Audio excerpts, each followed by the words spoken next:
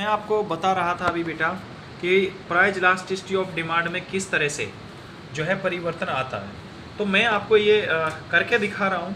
Actual में price elasticity of demand का जो फॉर्मूला होता है, प्राइस इलास्टिसिटी ऑफ डिमांड का, इसको हम ऐसे लिख सकते हैं, इलास्टिसिटी ऑफ डिमांड या इलास्टिसिटी ऑफ डिमांड। यहाँ पर P अपॉन में X multiple change in X upon में चेंज इन P, ये हमारा फॉर्मूला होता है एक्चुअली। अब इसका मतलब क्या होता है कि जो हमारा P है, P का मतलब होता है हमारा प्राइस,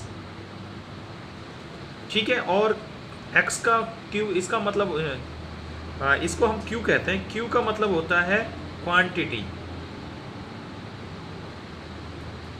ठीक है बेटा। तो अब यहाँ पर जो हमारा ये चेंज इन Q है, इसका मतलब है कि उसकी प्रारंभिक और अंतिम में जो परिवर्तन होता है, यानी Q एक तो हमारा हो गया Q और एक होता है हमारा Q1। तो इन दोनों का जो अंतर आता है कीमत में परिवर्तन, उसको हम चेंज इन Q बोलते हैं। पर इसी तरह हमारा चेंज इन P होता है, यानी हमारी प्रारंभिक प्राइस और परिवर्तन होने के बाद इन दोनों का जो अंतर होता है। अब कैसे होता है, मैं एक एग्जाम्पल से आपको समझाता हूँ बेटा। ये मान लीजिए किसी वस्तु की कीमत प्रारंभ में 5 रुपीज़ थी और इस कीमत पर उसकी जो डिमांड थी वो थी हमारी 10 रुपये। अब क्या हुआ कि P1 बढ़कर हो गई 10 रुपये। अब कीमत जब बढ़ती है तो लाभ डिमांड बताता है कि उसकी डिमांड कम होती है, तो डिमांड जो Q की है वो कम होकर हो गई 5 रुपये। तो अब हमें ये जो फॉर्मूला है इसमें इसको मापेंगे। तो हमारा फॉर्मूला था P कितना है हमारा, P अपॉन में Q multiple change in Q upon में चेंज इन P, ये हमारा फॉर्मूला था। अब हम देखिए हमारा P क्या है, ये 5 रुपये, और इस पर हमारी डिमांड कितनी थी, अपॉन में 10 मल्टीपल।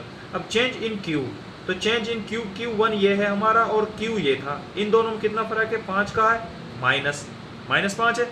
तो इसका जो फॉर्मूला बेटा एक बार हमेशा ध्यान रखना, ED इलास्टिसिटी ऑफ डिमांड का जो फॉर्मूला, इसमें ये माइनस का निशान होता है।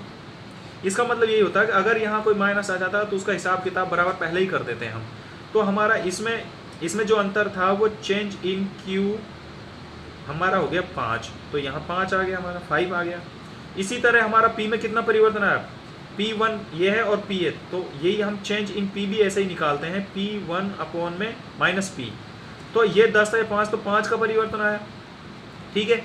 अब इनको हम सॉल्व कर लेंगे भाई, 5 एकम 5, 1/2 हो गया हमारा। तो 1/2 यानी ये हमारा इलास्टिसिटी ऑफ डिमांड आ गई हमारी 1/2, यानी इकाई से कम, मांग की लोच जो है हमारी इकाई से कम है। तो ये इस तरह से हम प्राइस इलास्टिसिटी ऑफ डिमांड निकाल लेते हैं अपनी। तो ये फॉर्मूला आपको ध्यान रखना है, ये हमारी इलास्टिसिटी ऑफ डिमांड। अब वो क्या कह रहा है कि परसेंटेज चेंज, यानी किसी वस्तु की चेंज इन, आपको मैंने पहले बताया था percentage change in quantity demand upon में परसेंटेज चेंज इन प्राइस। तो ये हमारा फॉर्म, अब काफ़ी चीज़ें आएंगी हमारी, Q1 Q निकालेंगे, लेकिन मैंने आपको एक शॉर्ट फॉर्म बता दिया, ये फॉर्मूला आप याद कर लेना है आपको। फिर आपको न्यूमेरिकल्स जो क्वेश्चन आएगा ये फॉर्मूला अप्लाई कर देना है आपका। तो ये आपका इस तरह से प्राइस इलास्टिसिटी ऑफ डिमांड निकल जाएगा, ठीक है बेटा। तो मैं इसको देख लेना, फिर भी कोई प्रॉब्लम आप मेरे से पूछ लीजिए। तो इस वीडियो में इतना ही, थैंक यू वेरी मच।